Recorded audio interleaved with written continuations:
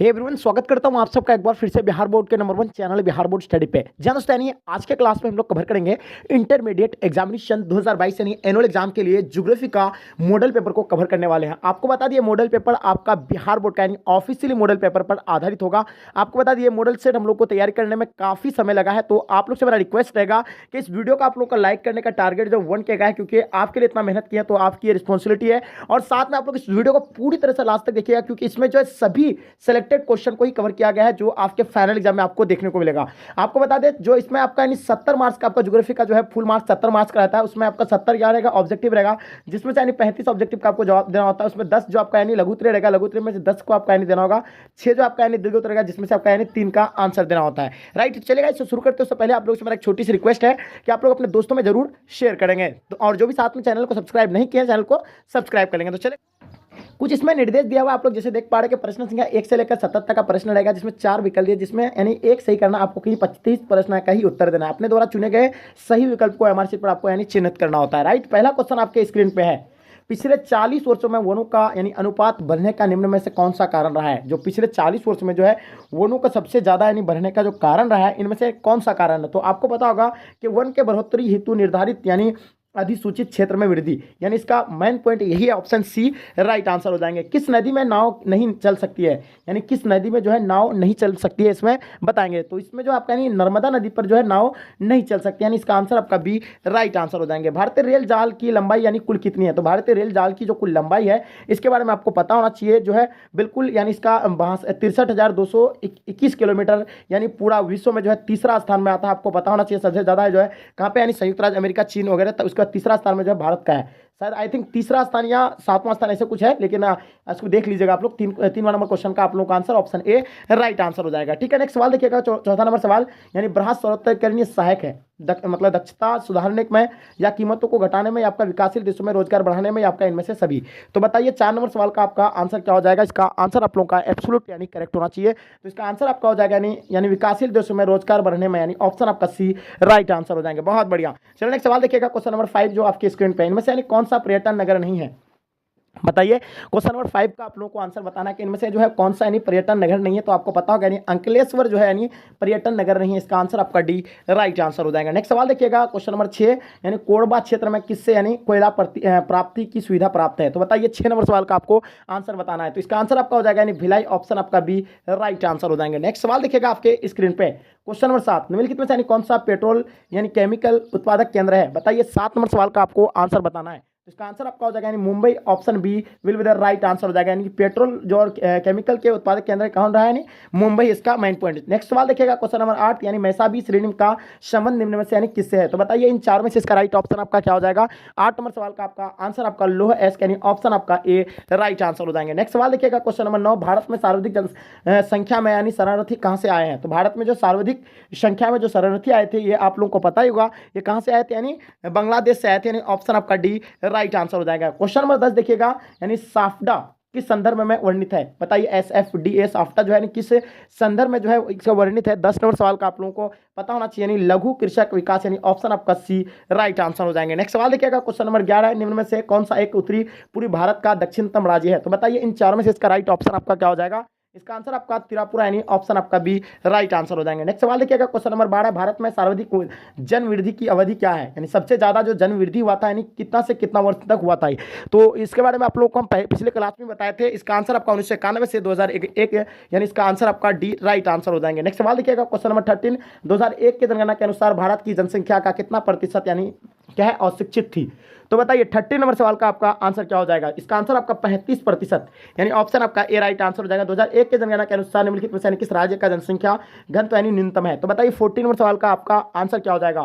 तो इसका आंसर आपका हो जाएगा अरुणाचल प्रदेश, यानी ऑप्शन आपका ए राइट आंसर हो जाएंगे। निम्नलिखित में दक्षिण भारतीय राज्यों में से यानी किस राज्य में भूमजल उपयोग यानी प्रतिशत में इसमें कुल भूमजल का यानी संभव से ज्यादा है। तो बताइए 15 नंबर सवाल का आपका आंसर क्या हो जाएगा। तो इसका आंसर आपका हो जाएगा तमिलनाडु, ऑप्शन आपका ए राइट आंसर हो जाएंगे। 16 नंबर सवाल लिखिएगा, 2006 में विश्व की कितनी प्रतिशत आबादी यानी नगरीय थी। तो बताइए 16 नंबर सवाल का बताओगे आपको 2006 में जो है कितनी प्रतिशत यानी आबादी जो है नगरीय थी। तो इसके बारे में आप लोगों को पता होना चाहिए। तो बिल्कुल इसका आंसर आपका हो जाएगा यानी बी, यानी 50%, यानी ऑप्शन आपका बी राइट आंसर हो जाएंगे। नेक्स्ट सवाल लिखिएगा, क्वेश्चन नंबर 17, निम्नलिखित दक्षिण अमेरिका देशों में यानी कौन सा यानी ओपेक का सदस्य है? तो बताइए इन चारों में से इसका राइट ऑप्शन आपका क्या हो जाएगा, जल्दी बताएंगे। तो इसका आंसर आपका हो जाएगा बिल्कुल वेनेजुएला, यानी ऑप्शन आपका डी राइट आंसर हो जाएंगे। विकासशील देशों की जनसंख्या में जनसंख्या के सामाजिक ढांचे के विकासशील एवं आवश्यकताओं की पूर्ति कौन से प्रकार यानी का संसाधन सहायक है? तो बताइए 18 नंबर सवाल का आप लोगों को आंसर पता होना चाहिए। इसका आंसर आपका प्राकृतिक यानी ऑप्शन आपका सी राइट आंसर हो जाएंगे। चलिए नेक्स्ट सवाल देखिएगा आपके स्क्रीन पे। हाँ, जैसे देख पा रहे क्वेश्चन नंबर 19, निम्नलिखित में से यानी किसे प्राथमिक आर्थिक व्यवसाय में यानी सम्मिलित नहीं किया जाता है? तो बताइए इन चारों में से इसका राइट ऑप्शन आपका क्या हो जाएगा?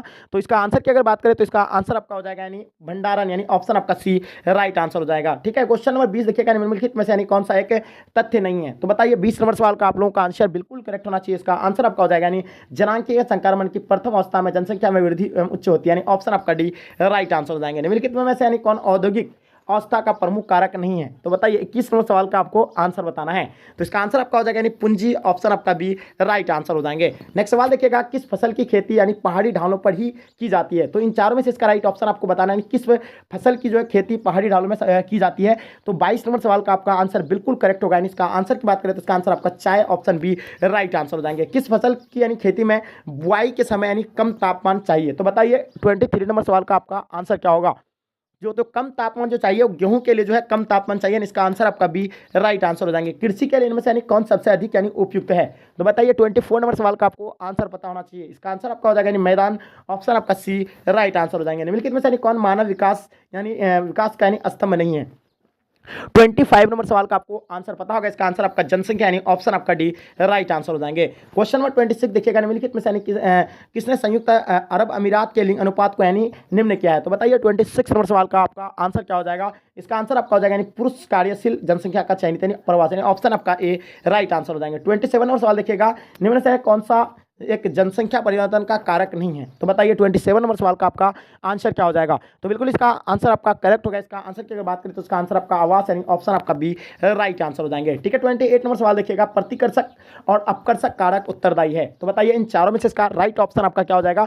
28 नंबर सवाल का आपका आंसर जो है यानी प्रवास के लिए यानी ऑप्शन आपका ए राइट आंसर हो जाएंगे। 29 नंबर सवाल देखिएगा, निम्नलिखित में से यानी कौन सा क्षेत्र यानी सघन जनसंख्या वाला है?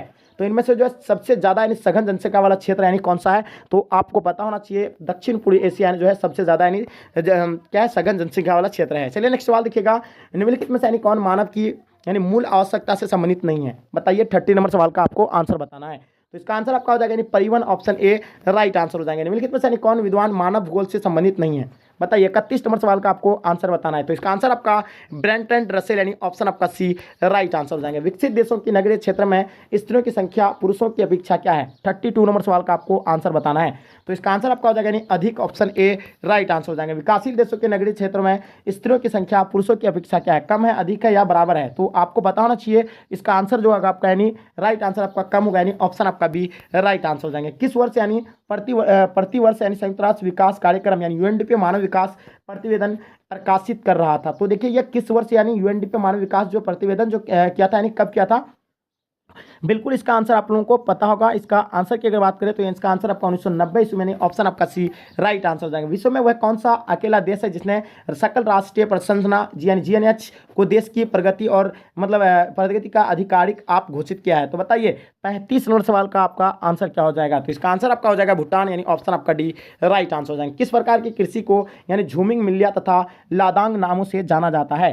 बिल्कुल सही आंसर आपका 36 नंबर सवाल का आंसर आपका हो जाएगा स्थानांतरित कृषि, यानी ऑप्शन आपका ए राइट आंसर हो जाएगा। 37 नंबर सवाल देखिएगा, नगरीय क्षेत्रों के समीप नगरवासियों की आपूर्ति के लिए सब्जियों का उत्पादन कहलाता है, क्या कहलाता है? 37 नंबर सवाल का आपको आंसर बताना है। तो बिल्कुल इसका आंसर आपका हो जाएगा यानी ऑप्शन बी राइट आंसर हो जाएगा। ट्रक फार्मिंग यानी ऑप्शन आपका बी राइट आंसर हो जाएंगे। नेक्स्ट सवाल देखिएगा आपके स्क्रीन पे, क्वेश्चन नंबर 38, प्राथमिक कार्यकलाप करने वाले लोग कहलाते हैं, क्या कहलाते हैं? चलिए बताइए 38 नंबर सवाल का आपको आंसर बताना है।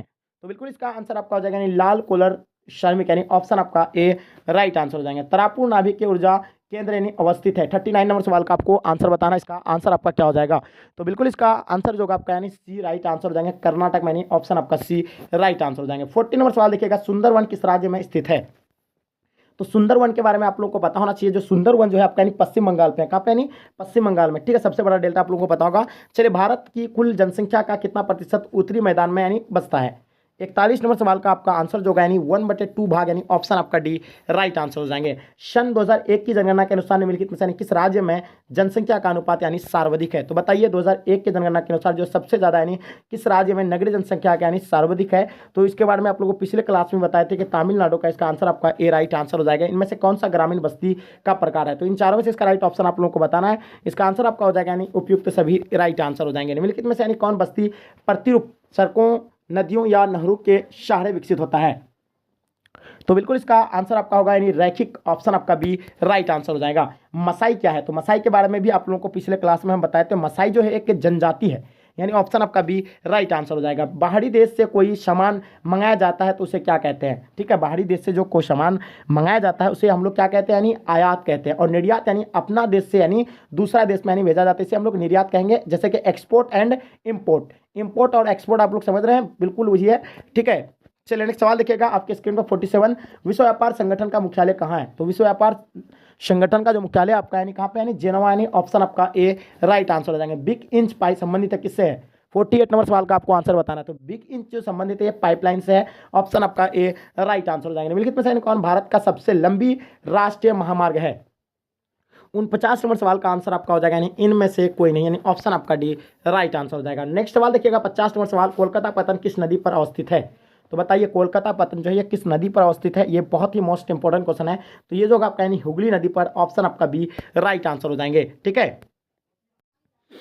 अगर आपका माइंड में सब्जेक्टिव को लेकर के बहुत ज़्यादा ही टेंशन आप ले रहे हैं, अगर आपका तैयारी बिल्कुल 0% है, आप तो निश्चिंत रहिए, सब्जेक्टिव का तैयारी आपका बिल्कुल टेंशन ही नहीं लेना पड़ेगा, बिल्कुल मुफ्त में आपको इसका तैयारी किया जाएगा। तो सबसे पहले आपको किसी भी ब्राउजर फीचर में, चाहे गूगल या करो में, कहीं पे आकर के भी आपको टाइप करना है board exam study, board exam study, board लिख दिए, उसके बाद एग्जाम स्पेस दे करके एग्जाम लिखिए, उसके बाद स्टडी लिखिए, STUDY, स्टडी लिखने के बाद देखिए यहाँ आपको लिखाना क्या, .com, यानी बिहार बोर्ड एग्जाम स्टडी, यानी sorry board exam study .com आपको सर्च करना है। जैसे हम सर्च करेंगे तो आपके स्क्रीन पे कुछ आपको दिखता होगा, इस प्रकार का कुछ इंटरफेस आएगा। तो आपको यहाँ लिखा हुआ है board exam study India's number 1 fast and free online learning, तो आपको इसी में क्लिक करना है, ठीक है। यहाँ आप जैसे क्लिक करेंगे तो आपके सामने कुछ इस प्रकार का इंटरफेस आएगा, राइट। तो देखिएगा आपके सामने कुछ इस प्रकार इंटरफेस आएगा। तो आप लोग देखिएगा यहाँ आर्ट्स कॉमर्स साइंस सभी के लिए है। आपको अगर मॉडल पेपर चाहिए तो मॉडल पेपर में क्लिक करना है, उसके बाद यहाँ आपका दिया हुआ है मॉडल पेपर दिया हुआ है। उसके बाद अगर आपको चाहिए सब्जेक्टिव में, तो देखिए सब्जेक्टिव का हम लोग का टेंशन है, तो सब्जेक्टिव वाले बच्चे निश्चिंत रहिए, आपका तैयारी हो जाएगा। बिहार बोर्ड क्लास 12 सब्जेक्ट मतलब ऑल सब्जेक्ट सब्जेक्टिव क्वेश्चन, तो आपको कोई भी सब्जेक्ट का जो सब्जेक्ट आपको चूज़ करना है, चाहे पॉलिटिकल साइंस चूज़ करना है तो पॉलिटिकल साइंस में आपको क्लिक करना है। जैसे आप क्लिक कीजिएगा, ओपन कर लीजिएगा यहाँ से, ठीक है। इसको ओपन करने के बाद क्या करना है, आपको यहाँ नीचे आ जाना है, ठीक है। उसके बाद आप लोग देखिएगा यहाँ आपका दिया हुआ है, यहाँ पहले आपका हिंदी का दिया हुआ है, उसके बाद फिर नीचे आ जाना है, उसके बाद इंग्लिश का दिया हुआ है, उसके बाद आपको देखना हिस्ट्री का दिया हुआ है। आप पॉलिटिकल साइंस का चाहिए तो नीचे आपका यहाँ पॉलिटिकल साइंस का है। तो पॉलिटिकल साइंस में कोई भी सब्जेक्ट का अगर देखिए 5-5 सेट हर एक सब्जेक्ट का दिया हुआ है, कोई सा भी सब्जेक्ट का मतलब कोई सा भी सब्जेक्ट का जाकर के आप यहाँ क्लिक कर सकते हैं लिंक में ही सब में। जैसे आप क्लिक करेंगे देखिए आपका ये मॉडल सेट आ गया।